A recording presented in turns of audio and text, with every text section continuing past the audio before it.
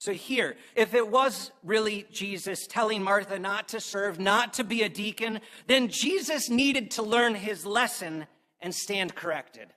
If you already didn't like Luke, hearing implicit criticism of housework, of domestic labor, of what still is way too often known as a woman's place, then let me go ahead and make it worse and say that this may actually be trying further to diminish women's roles. It comes from the mouth of Jesus, and I really hope that it was the writer Luke who just put it on Jesus' lips. Martha has a strong social position, but what's more, hidden in the original language is that the tasks she's doing are described as diakonia. It's the word that gives us the title deacon, which became and remains a title in the church. Officially in the ELCA, we have pastors and deacons involved in word and service ministries. Luke is telling Martha and other women that they shouldn't be deacons. In Luke's sequel, the book of Acts, no woman is referred to as deaconing. There was a purge.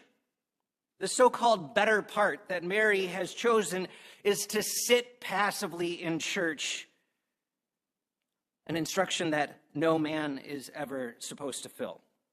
Just listening. She doesn't ask questions. She doesn't respond in any way. Mary remains voiceless. Maybe not Luke, but Jesus here is telling women that. If so, I'd put it in the category with the Canaanite woman when Jesus needed to have his worldview and the purview of his goodness expanded. So here, if it was really Jesus telling Martha not to serve, not to be a deacon, then Jesus needed to learn his lesson and stand corrected. Maybe even doubly. See, for whatever you feel about Mary pitted against Martha, if the better part of sitting voiceless is actually trying to indoctrinate women's subservience in the church, then it got flipped around as a passage to promote Mary learning and has been used to foster women's theological education. If it were meant to keep women out, instead it's contributed to lifting them up.